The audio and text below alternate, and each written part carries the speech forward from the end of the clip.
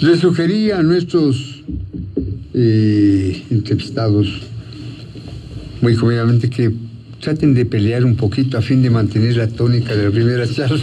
Haremos lo posible. Muy bien. Doy una cordial bienvenida al señor doctor Ernesto Albán, el caballero de abogado penalista del Centro Universitario, y al señor abogado Marcelo Espinel, coordinador del Observatorio Legislativo de la Fundación Ciudadanía de Desarrollo. Tanto el doctor Albán cuanto el doctor Espinel van a hablar sobre varios temas políticos esta mañana del lunes 19 de noviembre, ¿no? Dos líneas, Isabel. Buenos días, comienza la semana con el tema político tan prolífico en acontecimientos como siempre. Y en realidad es un tema prolífico, día a día, ¿no? Tenemos tópicos como para poner en juego la imaginación y el espíritu crítico. El tema de la semana anterior fue sin duda la renuncia del fiscal de la Nación. El periodista Carlos Vera dijo en estos micrófonos que estaba rodeado de presiones. ¿Qué es lo que ustedes intuyen? También esto tratamos de la charla anterior. ¿Qué es lo que ustedes intuyen? Doctor Albán, Ernesto, bienvenido. Muchas gracias, doctor Oquendo, por la invitación. Qué gusto conocerle, doctor. Yo voy a compartir algo de lo que se dijo en la entrevista anterior. Yo no creo que el fiscal, de quien tengo además un buen concepto, yo no creo que el fiscal podía prever que no iba a recibir presiones, pues, si aceptaba ser fiscal general del Estado en las circunstancias actuales. Es decir, él fue nombrado fiscal general en un momento en el cual se estaba destituyendo al anterior fiscal, en el cual estábamos viviendo un proceso de reconfiguración política, en donde estamos todos los abogados y la gente en la sociedad pidiendo una reestructuración del Estado.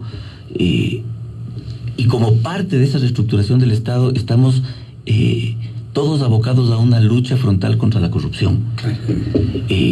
Era evidente que había hechos de corrupción al más alto nivel cuando el fiscal aceptó ser fiscal. Y pensar que perfectamente el panorama. Pensar que en ese escenario no iban a haber presiones, por decirlo menos, es ingenuo, pues, ¿no? Entonces, a la luz de eso, hoy renunciar porque recibes presiones, me parece inconsistente. Ya. ¿Serán las presiones? ¿Será alguna otra cosa? ¿O qué nivel de presiones serán como para que alguien que ha sido fiscal toda su vida decida irse? Es decir, es extraño, es inconsistente, pero además afecta al proceso de reinstitucionalización, que es lo más grave. Es decir, el Consejo de Participación Ciudadana le designó pensando en unos plazos para designar posteriormente un fiscal definitivo. Con la renuncia del actual fiscal, ¿qué va a hacer el Consejo de Participación Ciudadana? No pueden nombrar un nuevo suplente, tienen que abocarse a nombrar un titular. Pero los plazos para nombrar el titular, ¿cómo se va a hacer? ¿En qué tiempo se va a hacer? ¿Cómo se van a armar los concursos? Es decir, yo creo que es una renuncia preocupante por lo que nos genera, tanto en la Fiscalía como en la estructura del Estado en general. Es preocupante. El doctor Ernesto Albán y su primer criterio sobre este tema político, que igualmente planteo al doctor Espinel. Por favor, bienvenido, porque tengo varios temas políticos. La renuncia del fiscal de la Nación. Doctor Oquendo, doctor Albán, muy buenos días y muy buenos días a su distinguida audiencia. Muy gentil. Bueno, el combate a la corrupción requiere de un fiscal que tome actitudes frontales, actitudes decididas y precisamente que no ceda ante las presiones. En esta coyuntura, en coyunturas pasadas y en coyunturas futuras. Si es que el combate a la corrupción se limita a la esfera política, ya no es combate a la corrupción, sino es persecución. Si es que nosotros no tenemos la integración de operadores de justicia que sean independientes y decididos, los procesos de reinstitucionalización y de combate a la corrupción terminan siendo ineficaces. Y eso es lo que lastimosamente está sucediendo frente a la renuncia del doctor Pérez Reina.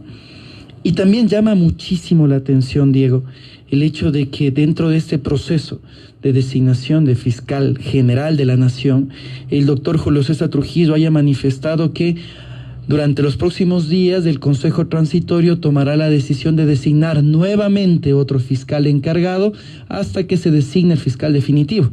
Y ahí nos tomamos tal vez la duda de qué está pasando con el proceso de subrogación que está establecido en nuestra norma, y considerando que sí existe un fiscal subrogante. Incluso llama más aún la atención que el viernes pasado tenía que haberse emitido el mandato de selección, en este caso del fiscal general, y el doctor Trujillo manifestó que se va a posponer un par de días porque han decidido incorporar una etapa adicional, y que es una que trate de garantizar la plena confianza de los ciudadanos en el fiscal, y que será la prueba del polígrafo. Tendremos que preguntarnos si de cara al año 2020 el polígrafo es una prueba fiable, y en este caso si puede ser aplicado a las decenas que seguramente habrá de postulantes a fiscal general del Estado. El doctor Marcelo Espinel en el programa Buenos Días, esto del polígrafo es un expediente pertinente. A ver, Ernesto. A mí me parece una locura. La prueba del polígrafo no es pues lo que se dice. Además, no es cierto que efectivamente con la prueba del polígrafo se llega a la verdad absoluta. Si fuera así, ¿para qué necesitamos jueces? Pues ¿para qué necesitamos procesos judiciales? Sería suficiente pues someter al polígrafo a todo delincuente, a toda aquel persona que está siendo investigada de algo, lo sometes al polígrafo, y si esa es la prueba absoluta y total, entonces que con eso se condene a las personas. Esto no es así. El polígrafo jurídicamente no es aceptado como una prueba válida en ningún tipo de procedimiento. En ningún tipo de procedimiento. Es más, en algunos casos ha sido... ¿Tiene un valor referencial tal vez? Ni siquiera. En los procesos judiciales no se acepta como una prueba legítima el polígrafo. Someter a los fiscales o al fiscal general del Estado a una prueba del polígrafo, además de manera permanente, cada 6 meses. Le vamos a evaluar al fiscal general cada 6 meses con el polígrafo, con una prueba además que no te garantiza nada. Además, yo digo honestamente, ¿el fiscal general se va a someter al polígrafo? A mí me parece una locura. Me parece además técnicamente inadecuado, jurídicamente inadecuado, pero además yo creo que esto, y el fondo humillante, ¿no? Es sin duda humillante, pero estimado Diego, yo creo que esto tiene un tema de fondo al final del día, que es lo que yo creo que no estamos viendo. Esto es consecuencia de esta novelería absurda de la Constitución de Montecristi, de hacer las designaciones de las altas autoridades del Estado a través de concursos. Porque claro, te sometes a un procedimiento de concurso. Entonces, ¿cuál es la mejor forma, cuál es el mejor concurso para escogerle al fiscal? ¿Cuál es el mejor concurso para elegir a un contralor? En el mundo esto no se designa por concursos, en el mundo esto se designa por ternas enviadas por el presidente de la República y por una selección de los representantes del pueblo, que son los asambleístas. En Estados Unidos acabamos de ver la designación de un juez de la Corte Suprema, que además tiene un cargo vitalicio, que fue nominado por el presidente de la República y que fue sometido a un control del Senado.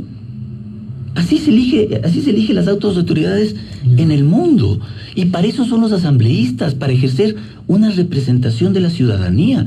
Pero creer que tiene que haber una organización civil que organice concursos para elegir a estas autoridades es realmente una novelería que nos ha metido en esto. Porque ahora, ¿cuál es el mejor mecanismo para elegirle al fiscal? Durante 10 años creo que ya se ha demostrado que ese mecanismo no funciona, y lo que se vuelve necesario es volver a la lógica tradicional del control de poderes, para que de esta manera inclusive podamos fortalecer la democracia representativa en nuestro país. Si no, nuevamente seguimos convirtiéndonos, tal vez cada 10 años, en laboratorios de la democracia, en la que tratamos de ver cuál es el sistema que funciona y no construimos institucionalidad a futuro.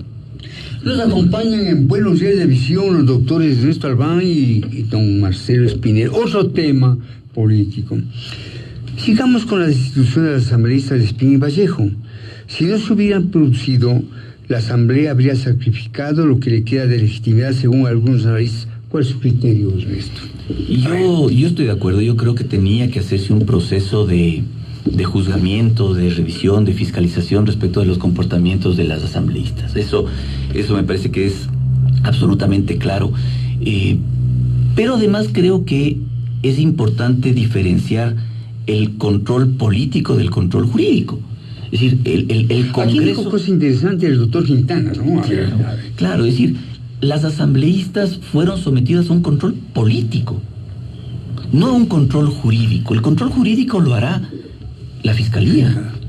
Ahí habrá un proceso judicial en donde se investigará si efectivamente cometieron o no cometieron un delito y si efectivamente tienen una responsabilidad penal o no. Pero el control político lo tiene que hacer el Congreso. Y está bien que el Congreso depure. Ahora, si en este proceso de depuración interna se han violado procedimientos, entonces el Congreso se ha dado un tiro en el pie, pues porque estas asambleístas irán a una instancia internacional y si se han violado procedimientos, les van a ganar una instancia internacional o un proceso internacional al Estado y de pronto hay que restituirlas al cargo. Entonces, el control hay que hacerlo, pero hay que hacerlo bien. Ahora, lo que está ¿Qué significa hacerlo bien? Respetar los procedimientos. Es decir, a mí me preocupa una cosa. Por favor. Y me preocupa mucho de la gente con la que uno conversa. Me preocupa porque lo oye también en muchos analistas y lo oye en muchos periodistas también. No es su caso, Diego, pero lo oigo en muchos periodistas. Estamos todos abocados a reinstitucionalizar el Estado. Todos decimos que debemos reinstitucionalizar el Estado. Pero la verdad es que cuando uno conversa de estos casos, todo el mundo dice, pero es que Lenin tiene que haberlas metido presas. Es que a las asambleístas tendría que... ¿Vamos a respetar la institucionalidad o no? ¿Queremos reinstitucionalizar el Estado o no? Entonces, si queremos reinstitucionalizar el Estado, entonces respetemos los procedimientos que están escritos en las leyes, pues. Entonces, las asambleístas merecen ser juzgadas en un procedimiento ordenado, previamente establecido, escrito. Yo pienso que sí. Y eso es parte de la institucionalidad. Y si resulta que el Congreso no las destituía, pues entonces habrá una responsabilidad política del Congreso. Pero eso no es culpa del presidente de la República. Y eso no es culpa del fiscal general. Es decir, queremos de alguna manera volver a la lógica del correísmo. El presidente de la República, desde la sabatina el sábado, decía quién es preso, quién debe estar preso y quién no. No me gusta lo que el fulano hizo, entonces tiene que ir preso. Y queremos esa misma lógica aplicar a todo. Y ahora la gran discusión es, ¿por qué Lenin no lucha contra la corrupción y no mete preso a todos estos corruptos? Entonces la pregunta es, ¿Lenin puede meter preso a alguien? De acuerdo. Muy pertinente, muy planteable. Eso me preocupa mucho del análisis general. Creo que es muy lamentable cómo los ciudadanos han perdido o hemos perdido la conciencia de la debida independencia de poderes que debe existir en un Estado. Creo que Correa, cuando señalaba en las sabatinas que él era el jefe del Estado y que era el jefe de la función ejecutiva, legislativa y judicial, confundió de una manera atroz un concepto de gobernanza con independencia de poderes que tiene que existir. Ahora, lo que menciona el doctor Albán también es bastante cierto en el sentido de que si es que no se respetaron los procesos dentro del legislativo y se dieron procesos de destitución dentro de la esfera política inadecuados, y estos legisladores van a instancias internacionales, y las instancias internacionales deciden que tienen que ser restituidas en el cargo, en su momento ya ni siquiera podrán ser restituidas en el cargo, sino que se den las indemnizaciones por las vulneraciones de derechos producidas, quienes terminamos pagando esas indemnizaciones somos todos los ecuatorianos de nuestro bolsillo. Y aquí tal vez hay que regresar a ver a la ley orgánica de la función legislativa, que tiene causales demasiado amplias, demasiado laxas, y que son de difícil interpretación para los legisladores y que pueden ser aplicadas de una manera muy discrecional. Por ejemplo, tal vez una de las causales más cerradas y que podía adecuarse a esto era el hecho de que un asambleísta puede ser destituido si tiene una sentencia penal ejecutoriada. Pero ahí tenemos que regresar a ver a nuestro sistema de justicia. ¿Cuánto tiempo, Diego y Ernesto, habría tardado en que se emite esa sentencia? Seguramente el tiempo habría ido más allá que la duración del periodo de legisladores. Entonces no tenía caso que se inicie este proceso penal y que la Asamblea Nacional espere a esta sentencia para producir la destitución. Sin duda esto responde a hechos políticos que son necesarios y que son consecuentes al ejercicio de la función legislativa, porque las actitudes que tuvieron ambas legisladores son plenamente reprochables. Y eso tiene que quedar claro. No es que se está defendiendo lo que hicieron las legisladoras, sino que lastimosamente la ley orgánica de la función legislativa no es eficiente al momento de tratar procesos de sanciones a legisladores. Y claro, seguramente si es que eso no hacía la Asamblea Nacional, habría sido una suerte harakiri. Habría sido el peor de los últimos hechos que tuviera la Asamblea Nacional dentro de sus actos de fiscalización. Y creo que aquí es necesario mencionar un número. La Asamblea Nacional, desde mayo del año 2017, ha tratado ya 13 procesos de fiscalización en contra de distintas autoridades. De estos 13 procesos, 3 han terminado con censura y destitución. Y 2 en este caso a destiempo. Carlos Polit, que cuando ya la Asamblea Nacional decidió su censura y destitución, se encontraba en Miami, y Carlos Ochoa, que ya había sido destituido por el Consejo de Participación Ciudadana Transitorio, y el último es el de Carlos Vaca.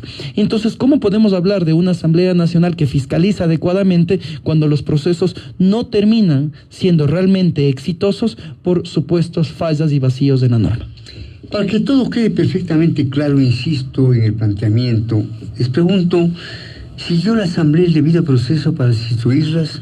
¿Tienen las 10 asambleístas de Espín Vallejo sustento para acudir a instancias internacionales, Ernesto y Marcelo? Les soy muy franco, Diego, yo no seguí a detalle el procedimiento que se siguió. Lo que sí me parece que hay que hacer notar es el gran nivel de cinismo con el que actúan, o que en este caso actuaron estas dos asambleístas. Es un funcionamiento un nivel de cinismo. Porque la verdad es que ante los cuestionamientos y ante la evidencia, no debían ni siquiera haber esperado ningún procedimiento. Por Dios que ellas tenían que haber renunciado. Y yo no entiendo cómo alguien que está sometido a ese nivel de acusación puede sostenerse o quiere sostenerse en el cargo. Y además contraatacan. Defendiéndose como se defendieron, porque eso es parte del correísmo también. Nunca se discuten las tesis, siempre se ataca a la persona. Entonces, en lugar de defenderse, lo que se ha hecho es acusar a los otros de hacer otras cosas. Sí, es una locura pensar que un diputado en estas condiciones no renuncia y se va a su casa. Un mínimo de rubor, un mínimo de vergüenza. Pero se actúa, y eso es parte de lo que vino pasando en los años anteriores, el nivel de cinismo con el que se actúa. Y nos hemos acostumbrado como sociedad a que ciertos políticos actúen con un nivel de cinismo y ya no nos sorprende nada. Lo de las diputadas es esto. Pero ¿cómo puede ser posible que un diputado, que dentro de sus funciones está el fiscalizar, cómo puede ser posible que vaya a negociar con una persona que está en medio de un proceso penal, ayudando o colaborando con la fiscalía en la investigación penal? ¿Cómo puede ser que un fiscal, que un diputado que tiene entre sus funciones fiscalizar, vaya a negociar el testimonio de un recluido en la libertad y no renuncie cuando se le descubre? Entonces, ahora discutimos si el procedimiento que se llevó estaba bien o mal, cuando la verdad es que es impresentable que un diputado no haya renunciado, haya pedido disculpas a su electorado y se haya ido. Por supuesto, coincido plenamente con el doctor Albán. Creo que han existido casos en la misma región en las que mínimos casos de corrupción han provocado la renuncia de legisladores, de altas autoridades públicas. Recuerdo el caso del vicepresidente uruguayo hace menos de 2 años, en el que habían descubierto que utilizó la tarjeta de crédito de la presidencia por $500 y renunció. Y aquí tenemos casos referentes a la exacción, el caso Diezmos, tenemos casos referentes a la visita a Diana Falcón, y que los legisladores se aferran al cargo demostrando temas lamentables. Creo que es una sinvergüencería, Diego, coincido con usted. El problema tal vez, ¿cuál es? Me voy a permitir leer el artículo 1 el numeral 1 del artículo 163 de la Ley Orgánica de la Función Legislativa, que fue el artículo utilizado para la destitución de la asambleísta Sofía Espín. Los asambleístas no podrán desempeñar ninguna otra función pública o privada, ni dedicarse a sus actividades profesionales si fueran incompatibles con su cargo, excepto la docencia universitaria, siempre que su horario lo permita. Entonces, el razonamiento de la comisión tripartita es que la visita, en este caso a Diana Falcón, era incompatibilidad de funciones. es una interpretación un poco enredada, un poco apretada, un poco forzada, y eso es lo que podría dar lugar, no es sentencia, pero podría dar lugar a que puedan existir consecuencias de nivel internacional sobre el Estado ecuatoriano. Creo que el caso del asambleísta Vallejo, ese no hay mayor dudas, porque la comisión se inclinó a que la asambleísta no podía gestionar cargos públicos, y eso está establecido claramente en la ley orgánica de la función legislativa. Tipo de pecados, ¿no? El problema es ese, Diego. ¿Qué pasó con el caso Diezmos? Exacto. Hay tantos asambleístas supuestamente involucrados en este caso, y claro, la Asamblea Nacional no tiene las herramientas o los mecanismos para sancionar esto. Entonces, los ciudadanos, ¿qué debemos esperar? Nos quedamos sentados esperando en que algún día sean sancionados estos casos tan vergonzosos en los que los legisladores están reteniendo fondos de sus trabajadores. Perdón, sí, desde luego es esto. Con una precisión ahí que es además digna de hacer notar. Esto no nace de ninguna investigación de la Comisión de Fiscalización del Congreso. ¿Y la Comisión de Fiscalización del Congreso? Esa es una denuncia de Fabricio Villamar. Así es. Sí. Pero ¿y la Comisión de Fiscalización del Congreso ha hecho algo? ¿Va a investigar en el futuro algo más? Es parte de esta gran... Y aquí otra pregunta que deberíamos hacernos. ¿El caso Diezmos se limita únicamente a la Asamblea Nacional? ¿O es un problema que está enquistado en todo el sector público? Eso se comenta, ¿no? Por supuesto. Y tal vez aquí debemos también ser sensatos. Los únicos que han intentado o están tratando de tomar decisiones al respecto es del Poder Legislativo, en donde está una posición decidida del Poder Ejecutivo, del Poder Electoral, de todas las funciones del Estado que tienen que tratar de eliminar la posible consecución de estos sucesos, ¿no? Es también uso franco del tema. Las destituciones fueron duros golpes para la Revolución Ciudadana y Alianza País. ¿Cuáles pueden ser las repercusiones en esas dos tiendas políticas y en otras, dado que hay otras 10 denuncias de esto? Es grave, es muy grave, políticamente es muy grave. Lo que pasa es que ahí el análisis político más bien me parece que va por el lado de qué es lo que realmente queda de la Revolución Ciudadana y qué es lo que realmente queda de Alianza País como movimientos políticos. Es decir, Alianza País como movimiento político ¿tiene algún futuro político? Es decir, el presidente de la República y de Alianza País, por supuesto, tienen un bloque en el Congreso, por supuesto, pero ahora en las seccionales, ¿qué va a pasar con Alianza País? ¿Va a tener candidatos? ¿Va a tener candidatos propios? ¿O todos aquellos que eventualmente participaban en Alianza País ya no quieren ser candidatos de Alianza País? Porque estar en ese partido de alguna manera es casi una mala palabra en ciertos sectores. Y lo mismo el correísmo. ¿El correísmo va a participar en las elecciones? ¿Con qué partido político va a participar en las elecciones? ¿Solos, en alianzas? ¿Con quién? Entonces, esto que era Alianza País y que se dividió en dos, en realidad, ¿cuál es el futuro político de esto? De lo que en su momento fue Alianza País. El correísmo y el morenismo, ¿tienen realmente una vigencia política actual real? Más allá de que hoy están en cargos de poder. Yo creería que el correísmo eventualmente va a tener, a través de alianzas, probablemente movimientos locales, candidatos propios, pero un partido, un movimiento central, yo no sé si vaya a haber. Entonces, el efecto de esto, yo creo que es grave, porque desmantela lo poco que va quedando. Y yo no sé si tengan capacidad política de reconstruirse. Yo, por ejemplo, a lo que es Alianza País, a lo que podríamos llamar el morenismo, yo no le veo mucho futuro político. Yo creo que eso más bien va a terminar dispersándose en muchos movimientos. Por ahí estará Democracia Sí, por ahí habrá otros movimientos que irán cooptando a ciertos personajes, pero yo no creo que Alianza País sobreviva a estas elecciones, honestamente. Vamos a otro tema. ¿Están ustedes satisfechos con el informe de la Comisión Legislativa que analizó la información del caso Gabela?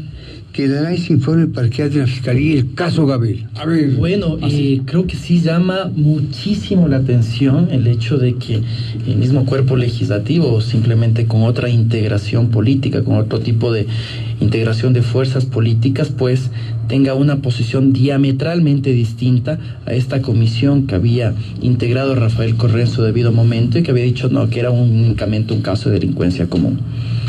Creo que el informe muestra una clara decisión política al señalar que más de 70 exfuncionarios públicos y actuales funcionarios públicos tengan que ser investigados, no solo por lo que podría ser un crimen de Estado, sino también por posibles casos de enriquecimiento ilícito, y ahí es cuando solicitan a la unidad de análisis financiero que intervenga. Y ahora hay que poner muchísimo ojo, porque la pelota ahora estará en la cancha de la Fiscalía, una Fiscalía sin titular. Una fiscalía que ojalá sea encabezada por una persona que comprenda que ser fiscal requiere una amplia frontalidad y no ceder a las presiones. Porque si vamos a ceder a las presiones, ¿para qué nos metemos en tratar de ser el fiscal de la nación? Simplemente demos un pasito a un lado. Ahora, doctor Espinel, en esta cuestión de los 70, yo le puedo decir que ahí pues ha metido un solo canasto a santos y pecadores, ¿no? Sí, pues, pero conozco. Por supuesto, y seguramente podrá ser así, no podrá ser así, pero a quien le compete determinar responsabilidades o posibles responsabilidades es a la Fiscalía General del Estado. Recordemos, como bien decía el doctor Albán, a la Asamblea Nacional, a la Asamblea Nacional le corresponde un control político. No establecemos sentencias. Estamos sugiriendo, en este caso, estamos pidiendo a la Fiscalía General del Estado que haga las debidas investigaciones. Ahí es cuando nuevamente recae la importancia de tener operadores de justicia independientes, para que en este caso se establezcan las responsabilidades debidas y que no se tenga un razonamiento político al momento de impartir justicia. Este caso del general Gabela, el informe sobre el caso Gabela, Ernesto, habla de un crimen de Estado. Comente las implicaciones de esta conclusión del informe crimen de Estado. Y yo comparto el comentario que usted hizo al comenzar el programa, muy tempranito en la mañana, que yo le oía. Esto de... Qué bueno, realmente me alivia, porque dije, a veces una incursión pero sí, pues, es una locura. Es decir, santos y pecadores, todos en la misma canasta, ¿no? Pues cuando usted le dice a la Fiscalía, en un mismo procedimiento penal investiga 70 personas, le está poniendo una tarea casi imposible. Le está planteando un imposible. Le está planteando una tarea casi imposible. Y entonces se corre el riesgo de que es todo y es nada, pues, ¿no es cierto? Exactamente. Entonces esto también puede ser un mecanismo para licuar la investigación. No investigar a quien debo, sino hacer una pantomima de que voy a investigar a todos. Entonces, aquí hay una... Y como yo soy abogado y me dedico también entre algunas cosas a los temas penales, aquí me parece que es importante, y me parecería que el informe de la comisión tendría que haber diferenciado claramente. Exactamente. Lo que yo planteé esta mañana. Situaciones que son distintas, pues, Diego. A ver, no cabe duda que hay temas que investigar, pero hay temas distintos que investigar. Y planteo muy claramente, en el caso de la compra de los helicópteros, aquí hay un tema de contratación pública. Hubo en la compra de los helicópteros DRUF violaciones a los procedimientos precontractuales, porque lo que se quería era favorecer a la empresa que vendía los helicópteros. Y entonces ahí estamos frente a un tema de peculado, a un tema de abuso de poder. No sé, ahí hay unos temas que investigar. Pero en este tema de la compra de los helicópteros estarán las autoridades del ejército o de la FAE que compraron los helicópteros, las comisiones de contrataciones, todo lo que está alrededor de la compra. Ahora, lo que pasó después con la muerte del general Gabela puede haber estado relacionado con el hecho de que él se oponía a la compra. Pero son dos cosas distintas.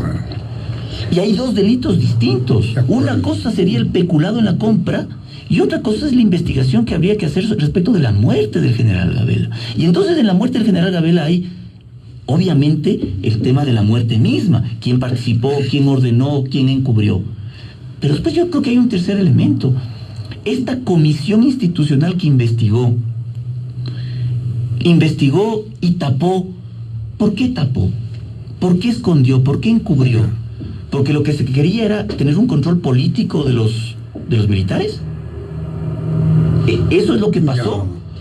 Porque parecería en lo político que eso puede haber sido un motivo de haber tenido unos elementos que inculpaban a ciertos funcionarios del ejército de la FAE, o de la FAE, y escondía esta información. ¿Para qué? ¿Cuál hubiera sido la lógica de esta comisión interinstitucional de los ministros para esconder esta información? Entonces, me parece que hay temas distintos en el análisis. Y por eso es que yo comparto su comentario, Diego. No es una sola cosa, pues. No son 70 personas en un delito. Yo creo que hay temas distintos. Yo he planteado, sin conocer a profundidad el tema, al menos 3 delitos distintos. Yo, por ejemplo, yo mencionaría lo que establece la misma resolución. Es claro que existen temas distintos y áreas distintas, pero la resolución de la comisión dice la investigación a 70 funcionarios que participaron en la compra, en la investigación del asesinato y en el comité de gobierno. Pero la resolución sí plantea una diferencia, pero sin embargo, coincidiendo con ustedes, a quien le compete determinar los ámbitos de investigación es a la Fiscalía General del Incluso Estado. Marcelo y el resto de lo que yo conozco, pues soy persona, pues, sí soy generalmente bien informado. Conozco que en su momento los delegados de la Cancillería, 2 delegados, expresaron su inconformidad con la compra de los drogas a la India. Incluso recomendaron que se busque, digamos, una industria británica. No sé. Yo escuché en alguna de las declaraciones que hubieron 5 procesos de contratación. Claro. Se quería contratar, no se podía, se intentaba de nuevo, no se podía, se volvía a intentar, no se podía. 5 hasta que le pudieron adjudicar. Y aún así, después de 4 procedimientos fallidos, se adjudica a esta empresa y los helicópteros se caen. Qué charla tan interesante, profesor. Pero usted, una última cosa, Ernesto y Marcelo. El capitán Diego Peña Herrera es guardia de seguridad de la esposa del señor Correa, Diego Peña. Dijo en una emisora local, en una radio local, Sucesos, programa de Juan Carlos Calderón, que en la FAE hay otras cosas que investigar, como los vehículos Highlander en manos de los oficiales o los viajes de sus esposas. Les pregunto, ¿está desbordada la justicia con los casos de corrupción? Está desbordada sin lugar a dudas, Diego, pero esto solamente demuestra que estos últimos años fueron un tiempo terrible para efectos de la corrupción. Por donde se ve, por donde se va, autoridad pública que llega al cargo lo que hace es denunciar hechos de corrupción.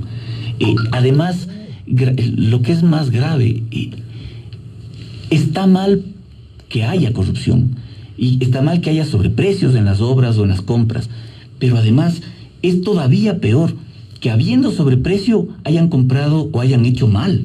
Sí. Lo que está pasando en la Coca-Cola Sinclair no tiene nombre. Dicen que con sobreprecio una obra y además resulta que está mal hecha. Y además, digamos, la obra emblemática del anterior. O sea, imagínense lo que es haberse gastado 2.500 millones de dólares en una obra y resulta que después de 2.500 millones en donde ya dicen que hay un sobreprecio, en donde ya dicen que efectivamente se gastó en una obra más de lo que se debía gastar porque se le sobredimensionó, no se necesitaba tanto porque no había tanta agua en el río, entonces se sobredimensiona la obra para tener un sobreprecio. Pero además, con un sobreprecio absurdo, todavía la construyen mal. Ernesto y Marcelo, no sé si la expresión que voy a decir es demasiado duro, pero una organización criminal a cargo de la administración del Estado. Una organización criminal a cargo de la administración del Estado, no sé qué piensa usted. Creo que durante el régimen anterior se presentaron varias condiciones que facilitaron la corrupción. Regímenes de contratación de emergencia, una Contraloría General del Estado totalmente controlada por el Ejecutivo y sumisa frente al Ejecutivo, la Asamblea Nacional lo mismo, la Ley Orgánica de Comunicación que impedía a los medios de comunicación poner a la luz este tipo de cosas. Sin embargo, y esto yo creo que también hay que ser muy claros, es necesario seguir poniendo en evidencia los casos de corrupción producidos en el anterior gobierno, que la justicia actúe y los sancione debidamente, pero también es necesario que las autoridades públicas controlen posibles casos de corrupción que se puedan producir en este gobierno y que se prevenga, en este caso, el hecho de que existan casos de corrupción en el futuro, porque si no, convertiríamos a la corrupción únicamente en una cacería de brujas que busque dar legitimidad al gobierno actual, como está sucediendo también en otros lugares del mundo. Entonces, esta actitud de combate a la corrupción no le compete únicamente a la justicia, sino también al legislativo y al ejecutivo, para que de esta manera podamos seguir dentro de este proceso de reinstitucionalización. Inclusive, aquí hay un punto adicional que no debemos olvidar. El Consejo de Participación Ciudadana Transitorio, dentro de sus actividades, tiene también el fomento del combate a la corrupción, y una de las propuestas de este Consejo era implementar el Sistema Nacional de combate a la corrupción. Esperemos que dentro de los 4 meses que le queda al Consejo Transitorio nos hagan esta propuesta y que sea presentada en el Parlamento. Un diálogo inteligente, frontal, en Buenos Días, con la presencia que mucho aprecio de Ernesto Alpón, doctor, y Marcelo Espinel, abogado, ¿no? Novedades de nuestra política. Un gran saludo. Buenos días.